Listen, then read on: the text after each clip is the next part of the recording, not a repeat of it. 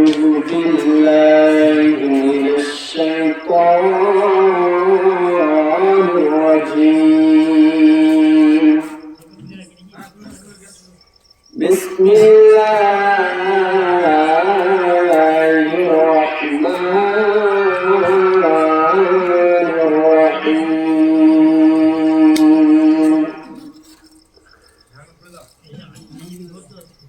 ألف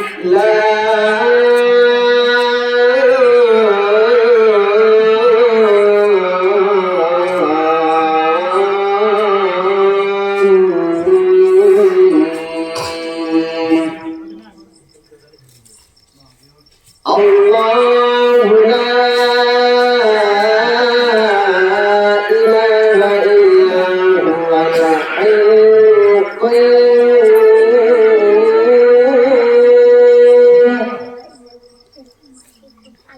نزل عليك الكتاب بالحق مصدقا لما بين يديه وأنزل التوراة والإنجيل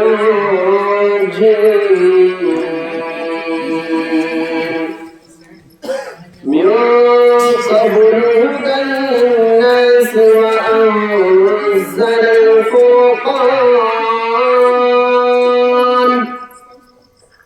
إن الذين كفروا بآيات الله لهم عذاب شديد والله عزيز ذو انتقام صدق الله العلي العظيم إن الله وملائكته يصلون على النبي يا أيها الذين آمنوا صلوا عليه وسلموا تسليما কেবলমাত্র কোরআন শরীফের পাঠ দিয়ে আপনার সম্মুখে কোরআন তেলাওয়াত করলাম। আমাদের মিলাদ মাহফিল শুরু হয়ে গেছে। অনুরোধ করে আপনারা খুব শীঘ্রই আপনারা মিলাদে আসুন। সংক্ষিপ্ত সময় শুধু আপনাদের সম্মুখে নিয়েছি। এসারের আগে আমরা আমাদের মিলাদের যে অনুষ্ঠান সমাপ্তি করব, এই জন্য কিছুক্ষণ সময় নিয়ে মিলাদের মাহফিলে আসুন। الحمد لله رب العالمين هدانا اهدنا الصراط المستقيم والصلاة والسلام على صاحبه الخلق العظيم وعلى آله وأصحابه الذين كانوا بنصرة الدين الكون فقد قال الله تعالى في كتابه العظيم فأعوذ بالله من الشيطان الرجيم بسم الله الرحمن الرحيم ألا إن الله لا خوف عليهم ولا هم يحزنون إن الله وملائكته يصلون على النبي يا أيها الذين آمنوا صلوا عليه وسلموا تسليما اللهم صل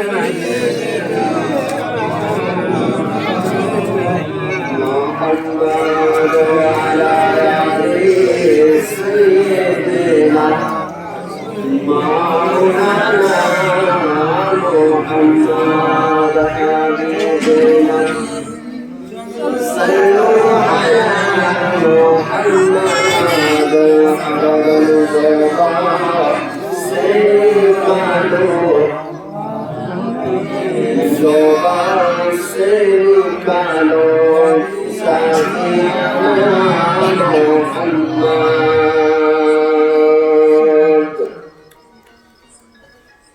ব্রাদার ইসলাম মুআজ্জাজ সামিউল মুহতারাম মহান আল্লাহ রাব্বুল আলামিনের দরবারে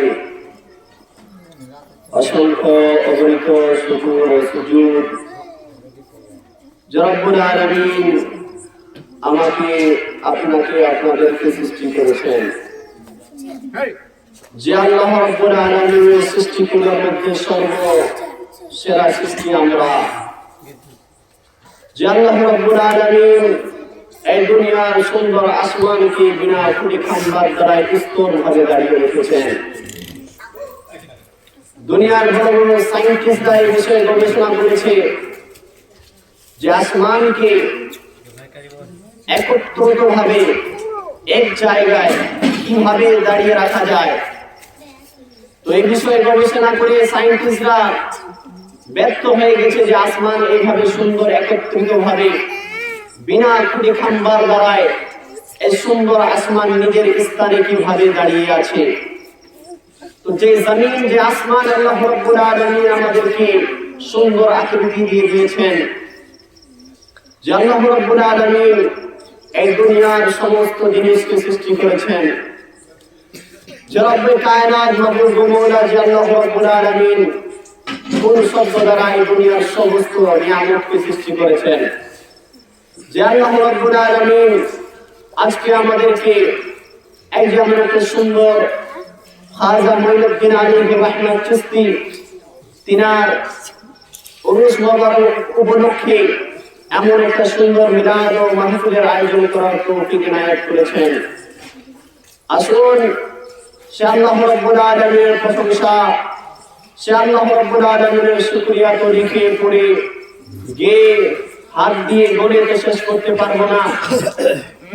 তবু তিনার শুকরিয়া এবং প্রশংসা আদা করার জন্য সকলে মিলে উচ্চ সুরে জবান খুলে পড়ি আলহামদুলিল্লাহ। ব্রাদার ইসলাম মুআজ্জাজ সামিউল মুহতারাম, আল্লাহ রাব্বুল আলামিন নেরে নবী মুস্তাফা সাল্লাল্লাহু তাআলা আলাইহি ওয়াসাল্লাম তিরমিজি শরীফের হাদিস দিয়ে মানুষকে বোঝাতে চায় যে দুনিয়ার মানুষরা তোমরা শোনো, আল্লাহ নবী সাল্লাল্লাহু তাআলা আলাইহি ওয়াসাল্লাম বলেন ওয়াকাদ যাহজা নাফসুহু আনিন নার, যে মানুষরা দুনিয়ার জমিনে আল্লাহর নিয়ামতকে পাওয়ার পরে, আল্লাহ এই দুনিয়ার মধ্যে যে নিয়ামতগুলো আজকে আমাদেরকে দিয়েছে, এই নিয়ামতগুলোকে পাওয়ার পরে যে মানুষটা নিজের জবান দিয়ে পড়েছে ওয়াকাদ যাহজা নাফসুহু আনিন নার, যে মানুষরা নিজের জবান দিয়ে আলহামদুলিল্লাহ বলে শুকরিয়া আল্লাহর আদায় করে, আলহামদুলিল্লাহ বলে আল্লাহর শুকরিয়া প্রশংসা আদায় করে, আল্লাহ নবী সাল্লাল্লাহু তাআলা আলাইহি ওয়াসাল্লাম বলেছেন এই দুনিয়ার আমার উম্মতেরা তোমরা শুনে নাও, দুনিয়ার নিয়ামত পাওয়ার পরে আল্লাহর যে শুকরিয়া আদায় করলো, অতএব আলহামদুলিল্লাহ বললো, আল্লাহ রাব্বুল আলামিন সেই মানুষের রূহের জন্য জাহান্নামের আগুনকে মাফ করে দিয়েছেন। যেমন সুবহানাল্লাহ। তাই সকলে আরো একবার উচ্চ সুরে জবান খুলে পড়ি আলহামদুলিল্লাহ। আসুন তারপরে পরে আমার নবী তথা সারা বিশ্বের নবী, কুল কায়নাতের নবী, মা আমিনার লাল মুরুর দুলাল, যিনি আহমদ মুস্তাফা মুহাম্মদ মুস্তাফা সাল্লাল্লাহু তাআলা আলাইহি ওয়াসাল্লাম, যে নবীর প্রতি হাজার হাজার দরুদ বর্ষিত হোক, যে নবীর বা ওসিলাতে, যে নবীর বা দৌলতে, যে নবীকে আমার আল্লাহ রাব্বুল আলামিন রাহমাতাল লিল আলামিন বলেছেন, অর্থাৎ নবী শুধু এই দুনিয়ার সমস্ত মানুষের জন্য রহমত নয়, বরঞ্চ এই দুনিয়া এবং আখিরাত এবং কিয়ামত সমস্ত বিষয়ের জন্য আল্লাহর নবী হলেন রহমত। সুবহানাল্লাহ। তো সেই রাহমাতাল লিল আলামিন নবীকে আজকে আমরা এই সুন্দর জমিনের মধ্যে তিনার উম্মত হতে পেরেছি, এটা আমাদের সৌভাগ্য বিষয়। কারণ হযরতে মুসা আলাইহিস সালামের উম্মতরা এক সময় বলল ইয়া রাসূলুল্লাহ, আমরা যদি আখিরি নবীর উম্মত হতে পারতাম তবে কি নাই হতো। কিন্তু আমাদের সৌভাগ্যের বিষয় যে আমরা সেই আখিরি নবীর উম্মত হতে পেরেছি।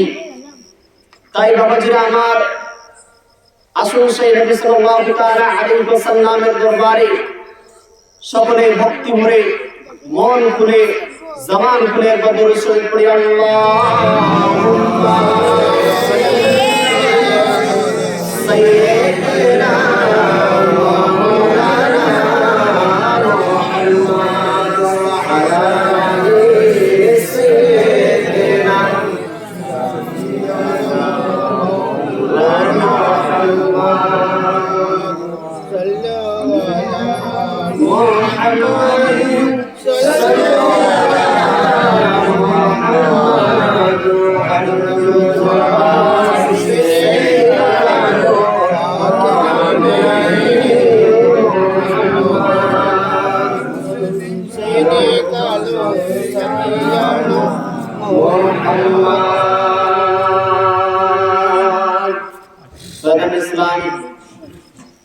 আপনারা আমার সম্মানিত শিক্ষিত বাবাজিরা আমার, সতী সাধবী সর্বগুণে গুণান্বিতা আমার মায়ের সমতুল্য, আমার বোনের সমতুল্য, মাইক থেকে যারা আওয়াজ শুনছেন আমার মা ও বোনেরা, আজকে আল্লাহ রাব্বুল আলামিনের দরবারে শুকরিয়া জানাই। আল্লাহর প্রশংসা আজকে আমরা আদায় করি যে আল্লাহ রাব্বুল আলামিনের ওসিলায় আজকে এমন একটা সুন্দর মিলাদে বসতে পেরেছি। আসুন যে বিষয়ে আপনাদের সম্মুখে আলোচনা করব, আমরা যে বিষয়টি আজকে মিলাদ ও মাহফিলে যে বিষয় নিয়ে মিলাদ ও মাহফিলের আয়োজন করেছি তার সংক্ষিপ্ত জীবনী, তিনি এই ভারতের মধ্যে কিভাবে দ্বীন-ই ইসলামের প্রচার করলেন, কিভাবে মানুষ তিনার কাছে আল্লাহর কালিমা পড়ল, রাসূলের প্রতি ঈমান নিয়ে আসলো, কিভাবে নিয়ে আসলো, এই সংক্ষিপ্ত জীবনী আজকে আপনাদের ওনার হায়াতে জিন্দেগি অর্থাৎ তার জীবন কাহিনী সংক্ষিপ্ত আকারে আপনাদের সম্মুখে পরিবেশন করব। তাই বাবাজিরা আমার, এখন যারা এই দিক হয়ে আছেন, অনুরোধ করব আপনারা এই মিলাদ ও মাহফিলে এসে বসার সৌভাগ্য অর্জন করুন। আল্লাহ রাব্বুল আলামিন যেখানে মিলাদ ও মাহফিল হয়, কোরআন পাকের মধ্যে আল্লাহ রাব্বুল আলামিন বলেন, ওয়া ইযা কুরিআল কুরআন ফাসতামিউ লাহু ওয়া আনসিতু লাআল্লাকুম তুরহামুন। সুবহানাল্লাহ। আল্লাহ রাব্বুল আলামিন বলেন, ওয়া ইযা কুরিআল কুরআন ফাসতামিউ লাহু ওয়া আনসিতু লাআল্লাকুম তুরহামুন। যেখানে আল্লাহ রাসূলের বাণী হয়, যেখানে কোরআনের কথা আলোচনা করা হয়, আল্লাহ রাব্বুল আলামিন বলেন আমার খাস রহমতের ফেরেশতারা সেই মিলাদ ও মাহফিলের মধ্যে নূর নিয়ে যায় এবং তাদের মধ্যে আল্লাহ রাব্বুল আলামিনের পক্ষ থেকে রহমত বর্ষিত হয়। সুবহানাল্লাহ। কিন্তু আজকে আমাদের চোখের মধ্যে ওটা পাওয়ার নেই যে আল্লাহর রহমতকে আমরা দেখতে পারবো। আল্লাহর কোরআন দ্বারা প্রমাণিত যেখানে কোরআন ও হাদিসের আলোচনা হয় সেখানেই আল্লাহর রহমত বর্ষিত হয়। আর এই আল্লাহর রহমতের আসার সবারই সৌভাগ্য হয় না। আল্লাহ যার নসিবে রাখে তিনি এই মিলাদ ও মাহফিলের মধ্যে আসতে পারবেন। এই জন্য এই মিলাদ ও মাহফিলে আসাটাও একটা সৌভাগ্যের বিষয়। এই মিলাদ ও মাহফিলে এসে কোরআন ও হাদিসের আলোচনা শোনা, কোরআন ও হাদিসের প্রতি আমল করা, এটাও একটা সৌভাগ্যের বিষয়। আল্লাহ রাব্বুল আলামিন যার দিনের মধ্যে হেদায়াত রেখেছে, যে মিলাদ ও মাহফিল যার নসিবে রেখেছে, তিনারা এই মিলাদ ও মাহফিল আসবেন। তাই অতএব বাবাজিরা আমার, আপনাদেরকে বলি আপনারা নিজের বাড়ি ঘর ছেড়ে, কারণ আল্লাহ রাব্বুল আলামিন এই জায়গাটাকে জান্নাতের বাগান বলল, দুনিয়ার সমস্ত বাজার আড্ডাখানা এগুলা জায়গাকে নিকৃষ্ট জায়গা বলা হয়েছে, ক্রিটিক্যাল জায়গা বলা হয়েছে। এই জায়গাগুলোতে আল্লাহর গজব নাযিল হয়, আর এমন জায়গাতে আল্লাহর রহমত নাযিল হয়। সুবহানাল্লাহ। বেরাদান ইসলাম মুআজ্জাজ সামিল মুহতারাম, ওলিদের সম্পর্কে আল্লাহ রাব্বুল আলামিন কি ঘোষণা করেছেন এবং হাদিসের মধ্যে ওলিদের সম্পর্কে কি আলোচনা হয়েছে, এই বিষয়ে সংক্ষিপ্ত আলোচনা এবং খাজা গরিব নওয়াজ আলাইহির রহমার সংক্ষিপ্ত আলোচনা আপনাদের সম্মুখে করব। সংক্ষিপ্ত সময়ের মধ্যে আমি তিনার বাস্তব জীবন কাহিনী আপনাদের সম্মুখে পরিবেশন করব। বেরাদার ইসলাম মুআজ্জাজ সামিউল মুহতারাম খাজা গরিব নওয়াজ, প্রথমে ওলিদের সম্পর্কে আপনাদেরকে বলি। আল্লাহ রাব্বুল আলামিন পবিত্র কোরআন পাকের মধ্যে সূরাতুল ইউনূসের 62 নম্বর আয়াত, আপনার 62 নম্বর আয়াতের মধ্যে আল্লাহ রাব্বুল আলামিন বলেন, আলা ইন্না আউলিয়াল্লাহি লা খাউফুন আলাইহিম ওয়া লা হুম ইয়াহজানুন। সুবহানাল্লাহ। আল্লাহ রাব্বুল আলামিন বলেন, এই দুনিয়ার মানুষেরা শোনো, যেই মানুষরা আল্লাহর ওলি হয়, যেই মানুষরা আল্লাহর ওলি হয়েছে, আল্লাহ রাব্বুল আলামিন বলে, এই দুনিয়ার মানুষেরা শোনো, এই দুনিয়ার মানুষেরা শোনো। আল্লাহ রাব্বুল আলামিন ওলিদের সম্পর্কে বলেন, এই দুনিয়ার মানুষেরা তোমরা সাবধান হয়ে যাও, যিনারা আল্লাহর ওলি হয় এবং যিনারা আল্লাহর ওলি হয়েছে তাদের জীবনে কোনো ভয় নাই। সুবহানাল্লাহ। আপনাদের আমাদের জীবনে ভয় আছে। আজকে আমাদের দুনিয়াতে কি হবে জানি না, কিন্তু আখিরাতে গেলে কবরে যদি ভালো আমল করি তো আমাদের সঙ্গে ভালো হবে, আর যদি খারাপ আমল করি তো কবরের সঙ্গে আমাদের সঙ্গে খারাপ ব্যবহার হবে। কিন্তু ওলিদের যখন কথা বলা হলো, ওলিদের সম্পর্কে যখন আলোচনা করা হলো, তখন আল্লাহ রাব্বুল আলামিন সূরাতুল ইউনূসের 62 নম্বর আয়াত দিয়ে সকল মুসলমানকে বলে দিতে চাইলো, সকল মুসলমানকে জানিয়ে দিল, এই দুনিয়ার মানুষরা তোমরা শুনে নাও, যিনারা আল্লাহর ওলি হয়েছে তিনাদের জীবনে কোনো ভয় নাই। ওরা দুনিয়াতে যেভাবে কষ্টকর জীবন কাটিয়েছে, কিন্তু আখিরাতে জীবন তাদের জান্নাত হয়ে যাবে। সুবহানাল্লাহ। তো আল্লাহ রাব্বুল আলামিন ওলিদের সম্পর্কে এভাবে ঘোষণা করলেন। এবং সহিহ বুখারী শরীফের মধ্যে যদি আপনি হাদিস দেখেন, তাহলে সহিহ বুখারী শরীফের মধ্যে ইমাম বুখারী আলাইহির রাহমাত তিনি একখানা হাদিস সহিহ বুখারী শরীফের মধ্যে লিখেছেন। আমার নবী সাল্লাল্লাহু তাআলা আলাইহি ওয়াসাল্লাম বলেছেন, যেই মানুষরা ওলির সঙ্গে দুশমনি করবে, যেই মানুষরা ওলির সম্বন্ধে উল্টা পাল্টা বলবে, সহিহ বুখারী শরীফের হাদিস, আমার নবী সাল্লাল্লাহু তাআলা আলাইহি ওয়াসাল্লাম বলেছেন, তিনাদের সম্পর্কে যেই মানুষরা ওলির বিপক্ষে বলবে, ওলিদের সম্পর্ক, তাদের ওলিদের প্রতি মহব্বত ভালোবাসা থাকবে না, ওলিদেরকে ঘৃণা করবে, ওলিদের সম্পর্কে আপনার উল্টা পাল্টা বলবে, আল্লাহর রাসূল সাল্লাল্লাহু তাআলা আলাইহি ওয়াসাল্লাম সহিহ বুখারী শরীফের হাদিস দিয়ে বলেছেন, এই দুনিয়ার মানুষরা তোমরা শুনো, যেই মানুষরা ওলির সঙ্গে দুশমনি করবে তার সঙ্গে অন্য কোনো মানুষ যুদ্ধ করবে না, তার সঙ্গে আল্লাহ স্বয়ং যুদ্ধ করবে। সুবহানাল্লাহ। এই আয়াত বুখারী শরীফের হাদিস দিয়ে বোঝা যায় যে ওলির সঙ্গে যুদ্ধ করলে, ওলিদের পিছনে যদি কোনো মানুষ লাগে, ওলিদের সম্পর্কে কেউ যদি উল্টা পাল্টা বলে, দুনিয়ার মানুষের মার পরে পড়বে, আল্লাহর মার আগে পড়বে। সুবহানাল্লাহ। এই জন্য ওলিদেরকে আল্লাহ রাব্বুল আলামিন মহব্বত করতে বলেছেন, ওলিদের প্রতি ভালোবাসা রাখতে বলেছেন। আর সেই ওলিদের ওলি একজন ওলি হলেন খাজা গরিব নওয়াজ আলাইহির রহমাত। সুবহানাল্লাহ। ওলিদের মধ্যে ওলি খাজা গরিব নওয়াজ, তিনি এমন একজন ওলি ছিলেন বাবাজিরা আমার, সম্মানিত শিক্ষিত সতী সাধবী আমার মা ও বোনেরা, তিনার যে আজকে আমরা ফাতিহা উদযাপন করছি, জানেন এই ভারতের মধ্যে, এই ভারত আপনার ইন্ডিয়ার মধ্যে, এই ভারত এমন সময় এমন এক সিচুয়েশন ছিল, মুসলমান নামে এমন কি, মুসলমান এর জিনিস কি কেউ জানতো না, ইসলাম কাকে বলে এই বিষয়ে মানুষ অবগত ছিল না। খাজা মঈনুদ্দিন চিশতি যিনার নাম, তিনার নাম খাজা গরিব নওয়াজ। আল্লাহ রাসূল সাল্লাল্লাহু তাআলা আলাইহি ওয়াসাল্লামের বংশ থেকে তিনি খাজা গরিব নওয়াজের বংশ তালিকা মিলে, খাজা গরিব নওয়াজের তালিকা হাসান হুসেনের তালিকার সঙ্গে মিলে আল্লাহ রাসূল সাল্লাল্লাহু তাআলা আলাইহি সাল্লামের বংশধরের মধ্যে একজন বংশধর হলেন খাজা মঈনুদ্দিন চিশতি।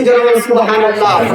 প্রিয় বাবাজিরা আমার, সম্মানিত শিক্ষিত মা ও বোনেরা, এই খাজা মঈনুদ্দিনকে এই ভারতের মধ্যে কে পাঠিয়েছিলেন জানেন? উসমান হারুনি। খাজা মঈনুদ্দিনের যিনি জিনার কাছে মুরিদ হয়েছিলেন, তিনার ওস্তাদ হলেন উসমান হারুনি। তিনি তাকে পাঠালেন, ভারতের মধ্যে তুমি যাও, দ্বীন-এ ইসলামের প্রচার করো, দ্বীন-এ ইসলামের দাওয়াত দাও। যেই মানুষরা ইসলাম সম্পর্কে জানে না, যেই মানুষ ইসলাম সম্পর্কে বুঝে না, তাদেরকে ইসলামের দাওয়াত দাও। প্রিয় বাবাজিরা আমার, সম্মানিত শিক্ষিত বাবারা আমার, আল্লাহ রাসূল সাল্লাল্লাহু তাআলা আলাইহি সাল্লামের খানদান খাজা গরিব নওয়াজ, তিনাকে উসমান হারুনি বলল, যাও তুমি ভারতের মধ্যে গিয়ে ইসলামের প্রচার করো, ভারতের মধ্যে ইসলামের দাওয়াত দাও। তখন খাজা মঈনুদ্দিন চিশতি আলাইহির রাহমাহ তিনি কি করলেন? উসমান হারুনির কথা শুনে, উসমান হারুনির কথা শুনে তিনি কি করলেন? আপনার ভারতের মধ্যে রওনা দেওয়ার জন্য বার হয়ে গেলেন। সুবহানাল্লাহ। প্রিয় বাবাজিরা আমার, ও আমার বাবা, উসমান হারুনি রাদিয়াল্লাহু তাআলা আনহু যখন ভারতের মধ্যে পা দেন, ভারতের মানুষ তাকে চিনতে পারে না, ভারতের মানুষ তাকে জানে না যে তিনি হলেন খাজা গরিব নওয়াজ। ও বাবাজিরা আমার, তিনি যখন এই ভারতের মধ্যে আসেন, অনেক মানুষ তাকে অনেক রকম কষ্ট দিয়েছে। অনেক মানুষ, তখন তো যুগে মন্ত্রী ছিল না, বাদশাহ ছিল, বাদশারা তাকে ভারত থেকে তাড়ানোর জন্য অনেক ব্যবস্থা করেছেন, তাকে অনেক মানুষের সঙ্গে অসম্মান করেছেন। কিন্তু খাজা গরিব নওয়াজ আলাইহির রাহমাত দ্বীন ও ইসলামের খিদমতে মানুষের কথাকে কান না দিয়ে তিনি দ্বীন ও ইসলামের খিদমতের দাওয়াত সকল বাড়ি বাড়ি গিয়ে দিয়েছেন। সুবহানাল্লাহ। প্রিয় বাবাজিরা আমার, খাজা মঈনুদ্দিন আলাইহির রাহমাত চিশতি তিনি যখন এই ভারতের মধ্যে আসলেন, ভারতের মধ্যে আসার পরে তিনি যখন একটা স্থান তৈরি করলেন থাকার জন্য, অমুক বাদশা জেনে গেল যে একজন মুসলমান ব্যক্তি ভারতের মধ্যে এসেছে। অমুক বাদশা, সেই সময় বাদশা ছিল, রাজা ছিল, সে আপনার খাজা গরিব নওয়াজকে তাড়ানোর জন্য তিনার স্থান কোনো জায়গায় দিত না। এক জায়গা দিত তিনাকে, সেই জায়গা থেকে ভাগিয়ে দেওয়া হতো। খাজা গরিব নওয়াজ আলাইহির রাহমাহ এই ভারতের মধ্যে এমন ভাবে দ্বীন ও ইসলামের প্রচার করলেন, বাবাজিরা আমার, ও খাজা মঈনুদ্দিন আলাইহির রাহমাত চিশতি তিনি সরাসরি কোনো মানুষকে এভাবে ডাইরেক্ট কলমার দাওয়াত দেয়নি। তিনার ব্যবহার এমন সুন্দর ছিল, তিনার আখলাক এমন সুন্দর ছিল, তিনার চলাফেরা এমন সুন্দর ছিল, তিনার ব্যবহার, তিনার চরিত্র, তিনার আখলাক, তিনার ক্যারেক্টার দেখে মানুষ কলমা পড়ে ঈমানদার হয়ে যেত। সুবহানাল্লাহ। আজকে আমাদের ব্যবহার কেমন হয়েছে? খাজা মঈনুদ্দিন চিশতি আলাইহির রাহমাত তিনি একজন খাজা গরিব নওয়াজ। তিনি যে গরিব নওয়াজ উপাধি যে পেয়েছেন, টাইটেল যে পেয়েছেন, কি জন্য পেয়েছেন জানেন? তিনি গরিবের অসহায়, গরিব মানুষ যখন নিজের খাওয়া জুটতো না, গরিব মানুষের কাছে খাওয়া জুটতো না, সেই গরিব মানুষরা খাজা গরিব নওয়াজের দরবারে যেতেন, আর খাজা গরিব নওয়াজ আলাইহির রাহমাত সেই গরিবকে নিজে না খেয়ে সেই গরিবকে দান করে দিতে গেলেন। সুবহানাল্লাহ। আজকে তো আমরা নিজের পেটটা আগে ভরি, তারপরে মানুষকে দিই, কিন্তু আল্লাহর রাসূলের আল্লাহর যে ওলি যারা হয় তাদের জীবনগুলো দেখুন। সিরাতুল আনবিয়া কিতাবের মধ্যে তার বিস্তারিত জীবনী লেখা হয়েছে। সিরাতুল আনবিয়া এবং খাজা গরিব নওয়াজের জীবনী সুন্দরভাবে আলোচনা করা হয়েছে। যে তিনার কাছে কোনো ভিক্ষুক যখন আসতো, কোনো আপনার অভাবী মানুষ যখন আসতো, তখন তিনার কাছে যা থাকতো তিনি সব কিছুই দান করে দিতেন।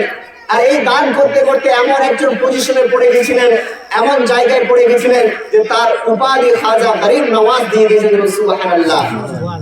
বেরাদর ইসলাম মুআজ্জাজ সামিউল মুহতারাম, খাজা গরিব নওয়াজ আলাইহির রাহমাত যখন মানুষকে ঈমানের দাওয়াত দিলেন, আগে তো এই ভারতের মধ্যে কোনো মুসলমান ছিল না, কোনো আপনার ঈমানদার ছিল না। তারা দেবকে পূজা করত, মাটির মূর্তিকে পূজা করত, তারা আগুনকে পূজা করত। এমন সময় খাজা গরিব নওয়াজ আলাইহির রাহমাত এমন এক রাস্তা দিয়ে যাচ্ছিলেন, অনেক মানুষরা আগুনকে পূজা করছিলেন। খাজা গরিব নওয়াজ সেই সমস্ত মানুষকে বলল, মানুষেরা তোমরা কাকে পূজা করো? বলছে আমরা আগুনকে পূজা করছি। খাজা গরিব নওয়াজ আলাইহিস রহমান সেই ব্যক্তিদেরকে, সেই মানুষদেরকে বললেন, তোমরা আগুনকে কেন পূজা করছো? আগুনকে তোমরা তোমাদের খোদা রূপে মানছো? সেই ব্যক্তিরা বলে যে আমরা আগুনকে এই জন্য খোদার মনে করি যে আগুন, আমরা যখন এই দুনিয়া থেকে মরে যাব তখন এই আগুন আমাদেরকে জ্বালাতে পারবে না, কারণ আমরা দুনিয়ার মধ্যে আগুনের পূজা করেছি। খাজা গরিব নওয়াজ সেই মানুষদেরকে বুঝালেন, সেই মানুষদেরকে বললেন, তুমি মরে যাবে তখন তো তোমাকে জ্বালাতে পারবে দূরের কথা, তোমরা যে আগুনকে বিশ্বাস করো, তোমরা যে আগুনকে মানো, তুমি জীবিত অবস্থায় যে আগুনকে পূজা করো, সেই আগুনে হাত দিয়ে দাও। তোমার আগুন যদি তোমার হাতকে পুড়িয়ে দেয় তাহলে মানবো তোমার আগুন ঠিক নয়, আর তোমার আগুন যদি তোমার হাতকে পুড়িয়ে না দিতে পারে তাহলে তোমার এই আগুনের পূজা করাটা ঠিক। তখন সেই মানুষরা বলে, এটা তুমি কেমন কথা বলছো? আগুন তো মানুষকে পুড়িয়ে দেয়। খাজা মঈনুদ্দিন আলাইহিস রহমান বলেন, দেখো আগুন মানুষকে পুড়িয়ে দেয়, কিন্তু আমি সেই আগুনের মধ্যে লাফ দিব, আমাকে পুড়াতে পারবে না। বলে, এটা কেমন কথা বলছো? সেই খাজা মঈনুদ্দিন আলাইহিস রহমান চিশতি, যিনি সেই সমস্ত মানুষের মধ্যে আগুনের মধ্যে নিজের হাত দিয়ে দিলেন, আল্লাহর কসম বাবাজিরা আমার, সেই মানুষরা সেই দৃশ্যটা দেখতে পারছে যে সেই দুনিয়ার জমিনে সেই সম্পর্কে সেই সময় খাজা মঈনুদ্দিন চিশতি আলাইহিস রহমান আগুনের মধ্যে যখন তিনার হাত দিয়ে দিলেন, আল্লাহর কসম আগুনকে বললো, আগুন তুমি যদি আল্লাহর পক্ষ থেকে হও তো খাজা মঈনুদ্দিন চিশতি আলাইহিস রহমান হাত পুরাতে পারবে না, আর যদি তুমি শয়তানের পক্ষ থেকে হও তো খাজা মঈনুদ্দিন আলাইহিস চিশতি আলাইহিস রহমান হাত পুড়িয়ে দিবে। খোদার কসম আগুন ছিল আল্লাহর পক্ষে। খাজা মঈনুদ্দিন আলাইহিস রহমান চিশতি যখন তিনার হাত দিয়ে দিলেন, খোদার কসম তিনার হাত পুড়িয়ে নিয়ে যাবে। সুবহানাল্লাহ। তিনার হাত পুড়ল না, কিন্তু যেই মানুষরা, যেই গায়ের মুসলিমরা আগুনকে পূজা করতো, চীনারা যখন হাত দিচ্ছেন তাদের হাত পুড়ে যাচ্ছে, তাদের হাত পুড়ে ছাই হয়ে যায়। দেখেন আল্লাহর ওলিদের শক্তি কেমন, তিনার হাত পুড়ে না। সেই খাজা মঈনুদ্দিন আলাইহিস রহমান চিশতিকে তিনার সেই মানুষরা বলে, ও খাজা মঈনুদ্দিন চিশতি, তুমি কোন আল্লাহর এমন ইবাদত করো যে তোমার হাতকে পুড়াতে পারে না? বলে, দুনিয়ার কোন মানুষের মূর্তির আমি পূজা করি না, আমার রব হলো আল্লাহ, আমি আল্লাহর শিষ্য, আমি আল্লাহকে ডাকি, আমার রাসূল হলো মুহাম্মদ সাল্লাল্লাহু তাআলা আলাইহি ওয়াসাল্লাম। সেই সময় যখন এই দৃশ্যটা মানুষ দেখলো, এই দৃশ্য দেখে যত আপনার কাফির আগুনকে পূজা করতো, আগুনকে পূজা বাদ দিয়ে আমার আল্লাহর প্রতি, আমার রাসূলের প্রতি ঈমান নিয়ে এসে মুসলমান হয়েছে। সুবহানাল্লাহ। তিনি ছিলেন আল্লাহর ওলি, এবং এই ভারতের মধ্যে একজন দুইজন নয়, আপনার 1 কোটি গায়ের মুসলিমকে তিনি মুসলমান বানিয়েছেন। সুবহানাল্লাহ। 100-200 নয় বাবাজিরা আমার, তবে মানুষকে ধমকি দিয়ে নয়, মানুষের সঙ্গে সুন্দর আখলাক আদব করে এই দুনিয়ার এই ভারতের মধ্যে তিনি ইসলামকে প্রচার করেছেন। এবং ইনার সম্পর্কে যখন খাজা মঈনুদ্দিন আলাইহিস রহমান চিশতি যখন তিনি এভাবে দ্বীন ও ইসলামের প্রচার করতে লাগলেন, তখন অন্যরা বাদশারা মনে করলো, এভাবে তো আমাদের এই হিন্দু রাষ্ট্র কাফিররা তো আমার খাজা মঈনুদ্দিন চিশতি আলাইহিস রহমানের প্রতি আপনার কলমা পড়ে আল্লাহর প্রতি ঈমান নিয়ে চলে আসছে, এভাবে তো এই ভারত আস্তে আস্তে গোটাটাই মুসলমান হয়ে যাবে। আল্লাহু আকবার, আল্লাহু আকবার। সেই বাদশা, সেই যুগের মধ্যে কাফির বাদশা মনে করলো যে এই খাজা মঈনুদ্দিন আলাইহিস রহমান তিনাকে এই ভারত থেকে ভাগাতে হবে, তিনাকে এই ভারত থেকে অন্য দেশে পাঠিয়ে দিতে হবে, না হলে মানুষরা তো আস্তে আস্তে আল্লাহর প্রতি ঈমান নিয়ে চলে আসবে। তিনি খুঁজতে লাগলো, সেই আপনার জামানার কাফির, সে খুঁজতে লাগলো যে এই দুনিয়ার মধ্যে সব থেকে কে বড় জাদুকর আছে, কে মারতে পারবে খাজা মঈনুদ্দিন আলাইহিস রহমানকে, কে ধ্বংস করতে পারবে আপনার খাজা গরিব নওয়াজকে, কে ধ্বংস করতে পারবে। সেই কাফির বাদশা আপনার দুনিয়ার মধ্যে খুঁজতে লাগলো, আপনার কাফির বাদশা দুনিয়ার মধ্যে আপনার সব জায়গায় তন্ন ভিন্ন করে খুঁজতে লাগলো। অবশেষে একজন জাদুঘরকে পেল, সেই জাদুঘরকে বলল, ও জাদুঘর, আমাদের ভারতের মধ্যে খাজা মঈনুদ্দিন চিশতি আমার একজন মানুষ চলে এসেছেন, যিনি সকল মানুষকে তিনার কারিশমায়, তিনার দয়ালে, তিনার মায়াতে সকল মানুষ আল্লাহর প্রতি ঈমান নিয়ে চলে আসছে। ও জাদুঘর, তুমি কি খাজা মঈনুদ্দিন চিশতি আলাইহিস রহমানকে মারতে পারবে? সে জাদুঘর বলে, আমি এই দুনিয়ার সব থেকে বড় জাদুঘর, এই সামান্য খাজা মঈনুদ্দিন চিশতিকে মারা আমার আঙ্গুলের চুটকি। আমার আঙ্গুলের চুটকি খাজা মঈনুদ্দিন চিশতিকে মারতে হবে, আমাকে কি দিবেন বলেন? বলে আমার এই যে সুন্দর প্রাসাদ দেখছো তোমাকে আমি উপহার করে দেব। খাজা মঈনুদ্দিন চিশতিকে আলাইহির রহমাকে মেরে ফেলতে হবে। সেই জাদুকর বললো এই সামান্য বিষয়, তাহলে আমাকে দেন, আমাকে আপনি এখন আমাকে দায়িত্বটা দেন, কালকে সন্ধ্যার মধ্যে দেখবেন খাজা মঈনুদ্দিন চিশতি আলাইহির রহমাতিল্লাহ ইন্তেকাল হয়ে গেছে। প্রিয় বাবাজিরা আমার, সেই জাদুকর যখন খাজা মঈনুদ্দিন আলাইহির রহমাত চিশতিকে যখন মারার সিদ্ধান্ত করলো, এই দুনিয়া থেকে খাজা মঈনুদ্দিন আলাইহির রহমাত চিশতির অস্তিত্ব মিটিয়ে দিতে চাইলো। প্রিয় বাবাজিরা আমার, সেই জাদুকর খুঁজতে লাগলো এই ভারতের মধ্যে কোন স্থানে এসে আছে খাজা মঈনুদ্দিন চিশতি। এই সেই জাদুকর যখন এভাবে খুঁজতে লাগলো, প্রিয় বাবাজিরা আমার, এমন সময় খাজা মঈনুদ্দিনের যখন খোঁজ পেয়ে গেল যে অমুক জায়গাতে খাজা মঈনুদ্দিনকে পাওয়া যাবে, সেই জাদুকর সেই জায়গায় রওনা দিয়ে দিলেন। সেই জায়গাতে যেতে লাগলেন, সেই জায়গাতে আপনার যাওয়ার জন্য শুরু করে দিলেন। দেখছেন খাজা মঈনুদ্দিন চিশতি আলাইহির রহমাত তিনি নামাজ অবস্থায় আছেন, এবং সুবহানাল্লাহ। প্রিয় বাবাজিরা আমার, সেই সময় সেই জাদুঘর ভাবছে দেখো কত বোকা মানুষ, আমি তার নামাজের পিছন দিক দিয়ে এসে তাও দেখতে পারে না, এর উপর পাথর ফেলে গিয়ে তার অস্তিত্ব মিটিয়ে দিব। খাজা মঈনুদ্দিন চিশতি তিনি নামাজ পড়ছেন, নামাজ অবস্থায় আছেন, আর জাদুঘর ভাবছে এই কেমন জাদুঘর, এর পিছনে আমি পাথর মারবো তাও তো এ দেখতে পারবে না। আল্লাহর কসম প্রিয় বাবাজিরা আমার, সম্মানিত শিক্ষিত মা ও আমার বোনেরা, সেই সময় যখন সেই জাদুঘর সেই পাথরকে উঠালো, পাথরকে উঠা মাত্রই খাজা মঈনুদ্দিন চিশতি আলাইহির রহমার উপরে ঢুকবে, এই নামাজ অবস্থায় খাজা মঈনুদ্দিন চিশতি আলাইহির রহমার মাথাতে মারবে। আল্লাহর কসম, খাজা মঈনুদ্দিন চিশতি এদিকে নামাজ পড়ছে, পিছন দিকে বলছে ও পাথর, তুমি যদি আল্লাহর পক্ষ থেকে হয়ে থাকো তাহলে আমার শরীরকে তুমি টাচ করতে পারবে না, আর যদি তুমি শয়তানের পক্ষ থেকে হয়ে থাকো তাহলে আমাকে ধ্বংস করে দিবে। খোদার কসম প্রিয় বাবাজিরা আমার, সেই পাথর আল্লাহর হুকুমে জাদুঘর ছুঁড়ে দিল, কিন্তু পাথর এমন জায়গায় আটকে গেল, মাঝখানে অবস্থায় সে স্থির হয়ে গেল। না খাজা মঈনুদ্দিন চিশতি আলাইহির রহমাতকে লাগলো, না জাদুর দিকে ফিরে আসলো। সুবহানাল্লাহ। আল্লাহর ওয়ালিদের পাওয়ার দেখুন। আল্লাহ রাব্বুল আলামিন এই সকল দুনিয়াকে সৃষ্টি করেছেন। যখন সেই খাজা মঈনুদ্দিন আলাইহির রহমাত চিশতিকে যখন মারার সিদ্ধান্ত করলো, কেউ মারতে পারলো না।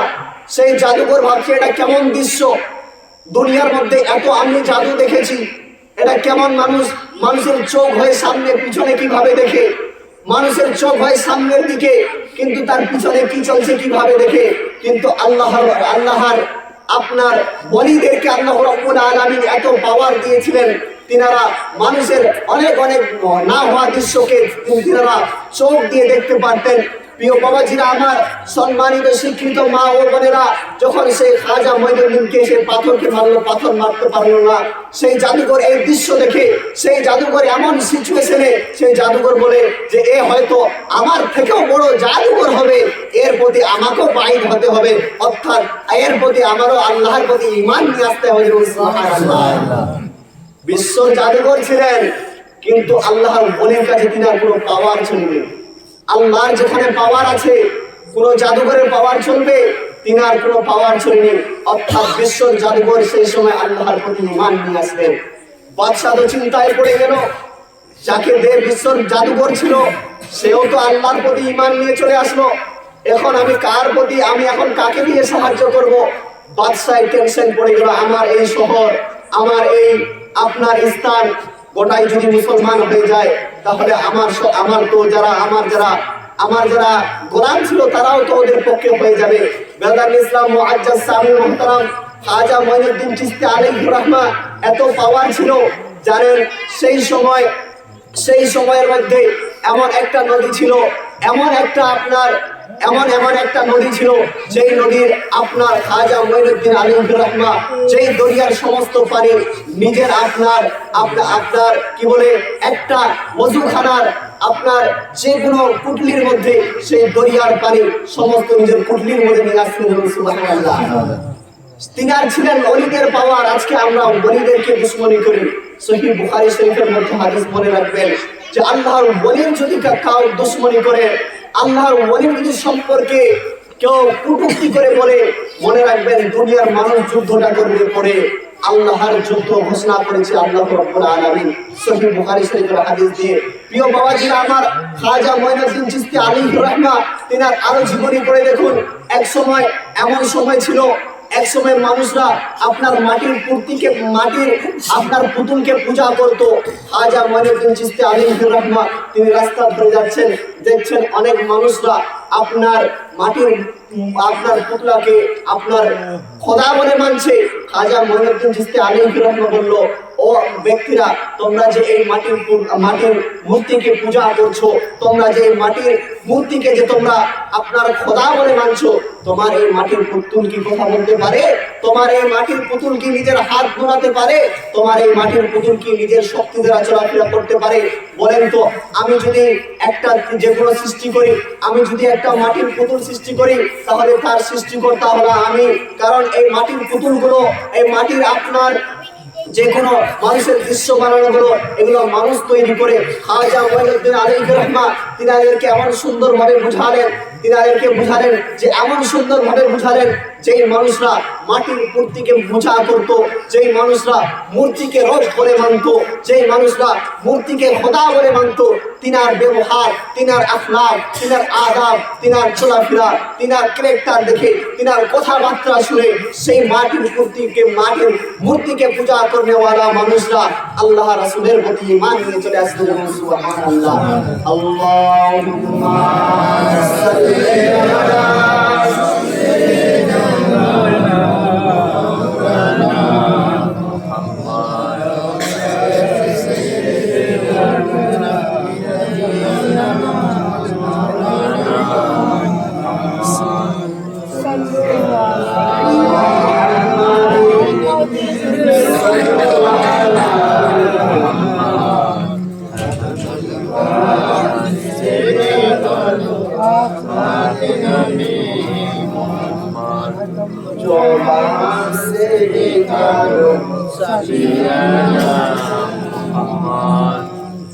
ইসলাম মুআজ্জিজ সামিল মুহতারাম, খাজা মঈনুদ্দিন আলাইহির রাহমা তিনার আরো জীবনী পড়ে দেখবেন, সিরাতুল আনবিয়ার মধ্যে এই ঘটনাটি লেখা হয়েছে। মানুষ খুঁজে পায় না। আপনার খাজা মঈনুদ্দিন আলাইহির রাহমা চিশতির জামানায়, তখন তো আপনার হিন্দুদের রাজত্ব ছিল। খাজা মঈনুদ্দিন আলাইহির রাহমা তিনি ওযু করার জন্য আনা সাগরের মধ্যে, আনা সাগর নামে একটা সাগর, আপনার সেই সময় সবাই সেই আনা সাগরের পানি নিয়ে মানুষের ব্যবস্থা জীবনযাপন পালন করত। সে আনা সাগরে খাজা মঈনুদ্দিন চিশতি আলাইহির রাহমা ওযু করার যখন পানি আনতে গেলেন, আনা সাগরের সেই আপনার যারা গোলাম থাকে, যারা আনা সাগরকে পাহারা দিত, তারা ছিল গায়র মুসলিম। যখন খাজা মঈনুদ্দিন আলাইহির রাহমা সেই আনা সাগরে পানি আনতে গেল, তিনাকে ওযু করার জন্য পানি দিল না। তিনার গোলামরা ঘুরে আসলে যে, হুজুর, আমাদেরকে ওযু করার জন্য আনা সাগর থেকে পানি দেয় না, আমরা কিভাবে ওযু করব? এই বিষয়ে খাজা মঈনুদ্দিন চিশতি আলাইহির রাহমা টেনশনে পড়ে গেলেন যে আমাদেরকে তো ওযু করার পানি দেয় না। খাজা মঈনুদ্দিন চিশতি আলাইহির রাহমা তিনার সমস্ত আল্লাহর বান্দাকে হুকুম দিল, তোমরা যাও, তোমরা সেই আনা সাগরের কাছে গিয়ে বলবা যে, আনা সাগর, তুমি যদি আল্লাহর পক্ষ থেকে হও, তুমি যদি আল্লাহর দিক থেকে হও, তাহলে তুমি আমাদের জন্য ওযু করার পানি একটা ওযুর লোটার মধ্যে, যে লোটার মধ্যে সামান্য পানি আটে, সেই লোটার মধ্যে সামান্য একটু পানি আপনার সেই লোটার মধ্যে আটে, কিন্তু আপনার খাজা মঈনুদ্দিন চিশতি আলাইহির রাহমা যখন হুকুম করে দিলে যে তোমাদেরকে গোলামের কাছে যেতে হবে না, তোমরা সে আনা সাগরের পাশে গিয়ে এই লোটাটা শুধু ধরে থাকবে আর বলবে, ও আনা সাগরের পানি, তুমি যদি আল্লাহর ওয়াস্তে হও তাহলে এই লোটার মধ্যে চলে আসো। বেরাদার ইসলাম মুআজ্জিজ সামিল মুহতারাম যখন এই কথা বলে, সে আনা সাগরের পাশে খাজা মঈনুদ্দিন আলাইহির রাহমার যখন শিষ্যরা সে আনা সাগরের পাশে গেলেন, গিয়ে এভাবে লোটাকে ধরে আছেন, লোটাকে ধরে থাকার পরে খাজা মঈনুদ্দিন চিশতি আলাইহির রাহমা তিনি সেই সম্মুখে তিনার শিষ্যরা সে আনা সাগরের পাশে গিয়ে বলল, ও আনা সাগর, আমাদেরকে অন্য কেউ পাঠায়নি ওযু করার জন্য। খাজা মঈনুদ্দিন চিশতি আলাইহির রাহমা, যিনাকে খাজা বাড়ির নওয়াজ বলা হয়, তিনি আমাদেরকে পাঠিয়েছে এই লোটার মধ্যে ওযু করার পানি নিয়ে যাওয়ার জন্য। তুমি যদি আল্লাহর পক্ষে হয়ে থাকো, এই আনা সাগরের পানি আল্লাহর হুকুমে, আল্লাহর ওয়ার্ডারে এত সুন্দর একটা সাগরের পানি এক লোটার মধ্যে চলে আসছে। সুবহানাল্লাহ। এই বিষয়টা কেউ আপনার মানতে চায় না, বলছে একটা আপনার আনা সাগরের পানি আপনার একটা লোটার মধ্যে কিভাবে আসতে পারে? বলেন তো, আল্লাহ যদি চায় তো এই দুনিয়ার সমস্ত মানুষকে একটা লোটার মধ্যে আনতে পারে কিনা? গোটা দুনিয়াকে সে একটা লোটার মধ্যে ঢুকাতে পারে? তিনি ছিলেন তো আল্লাহর হুকুমে। কারণ আনা সাগরকে ওয়ার্ডার করা হয়েছিল যে তুমি যদি আল্লাহর পক্ষ থেকে হও তাহলে এক লোটার মধ্যে আসো। আল্লাহ রাব্বুল আলামিনের পক্ষ থেকে আনা সাগরের পানি ছিল এক লোটার মধ্যে চলে এসেছিল। সিরাতুল আনবিয়া কিতাবের মধ্যে দেখুন, এর বিস্তারিত পেয়ে যাবেন। খাজা মুঈনুদ্দিন চিশতি আলাইহি রাহমাহ আপনার একটা কিতাব লেখা হয়েছে, সেই কিতাবের মধ্যে পড়ে দেখুন পেয়ে যাবেন। এবং আম্বিয়ায়ে রাসূলের জীবনী পড়ে দেখুন, সেই কিতাবের মধ্যে বিস্তারিত লেখা আছে। ওলি আউলিয়াদের জীবনী তিনার কিতাবে পড়ে দেখুন, সেই কিতাবে লেখা আছে। কম থেকে কম 4 থেকে 5 খানা কিতাবের মধ্যে এই ঘটনাটা লেখা আছে, কিন্তু এই ঘটনাকে কেউ মানতে চায় না। বলেন তো, একটা মানুষের মিথ্যা হতে পারে, একটা মানুষ সেই ঘটনাকে উল্টাপাল্টা লিখতে পারে। 4-5 জন লেখক কি একই জিনিসকে ভুল করবে? জীবনই করবে না। তারা একই জিনিসকে বিস্তারিত ভাবে জানবে। আমি একটা বই লিখবো তো আমি বিস্তারিত ভাবে সেই ঘটনা ভাবে রিসার্চ করবো, সেই বিষয়ে আমি দেখবো। কিন্তু কম থেকে কম 4 থেকে 5 জন লেখক তিনার ঘটনাটা লিখেছেন। অনেক মানুষ এটা মানতে চায় না। তাহলে আল্লাহর হুকুম, আল্লাহর হুকুমে সে আনা সাগরের পানি এক লোটার মধ্যে আসছিল। তিনি যদি এটা না মানেন সেটা ছিল আল্লাহর হুকুম। আর কেউ যদি আল্লাহর হুকুম কেউ না মানে তাহলে সে কি হবে বলেন? কেউ যদি আল্লাহর নাফরমানি করে, কেউ যদি আল্লাহর হুকুমকে না মানে তাহলে কি হবে? সে আনা সাগরের পানি এক লোটার মধ্যে খাজা মুঈনুদ্দিন চিশতি আলাইহি রাহমাহ আল্লাহর হুকুমে সেই লোটার মধ্যে এসেছিল। প্রিয় বাবাজি আমার, 5 খানা কিতাবের রেফারেন্স আপনাদেরকে দিলাম। 5 খানা কিতাব আপনারা পড়ে দেখুন। আপনাদের যদি জ্ঞান থাকে সেই কিতাবগুলো বাংলাতেও আপনার গুগল ইন্টারনেটে পাওয়া যায়। তিনাদের জীবনীগুলো পড়ে দেখুন। আমাদেরকে অল্প শিক্ষায় যদি আজকে আমরা শিক্ষিত হয়ে যাই তাহলে আমরা বড় আলী করে থাকি। বিশ্ব শিক্ষায় শিক্ষিত হন। কিতাবকে নিজের মতন নয়, আপনার নিজের ভাষাতে বুঝুন। কিতাবকে লেখক আপনাকে যেভাবে বুঝাতে চেয়েছে সেভাবে বুঝুন। প্রিয় বাবাজিরা আমার, সম্মানিত শিক্ষিত বাবাজিরা আমার, সেই লোটার মধ্যে যখন সেই আনা সাগরের পানি নিয়ে চলে আসলো, আপনার আনা সাগরের পানি তো গোটা রাজ্যের মুসলমান, গোটা রাজ্যের আপনার গায়ের মুসলিমরা ব্যবহার করতো। গোটা রাজ্যের গায়ের মুসলিমরা টেনশনে পড়ে গেল যে সে আনা সাগরের পানি এক লোটার মধ্যে কিভাবে যেতে পারে। এই দৃশ্য দেখে বলছে, দুনিয়ার তো জাদুঘর দেখেছি যারা মানুষকে ধোঁকা দিতে পারে। দুনিয়ার তো জাদুঘর, ছোট্ট ছোট্ট জাদুঘর দেখেছি। এটা কেমন জাদুঘর, এটা কেমন জাদু যে একজন আপনার এক সাগরের পানি লোটার মধ্যে আসতে পারে। সে আপনার খাজা মুঈনুদ্দিন চিশতি আলাইহি রাহমাহ বলেন, এটা কোনো দুনিয়ার জাদু নয়, এটা কোনো দুনিয়ার দেখানোর বিষয় নয়, এটা আপনার ভেলকি দেওয়ার বিষয় নয়, এটা আল্লাহর হুকুম। আর আমি যে আল্লাহর ইবাদত করি সে আল্লাহ এই আনা সাগর নেয়, এই দুনিয়ার সমস্ত পানিকে এক লোটার মধ্যে আনতে পারে। সুবহানাল্লাহ। প্রিয় বাবাজিরা আমার, সম্মানিত শিক্ষিত বাবারা আমার, আজকে আমাদেরকে শিক্ষিত হতে হবে। অশিক্ষিত হওয়ার জন্য আজকে আমাদেরকে মানুষ ধোঁকা দিয়ে দিচ্ছে।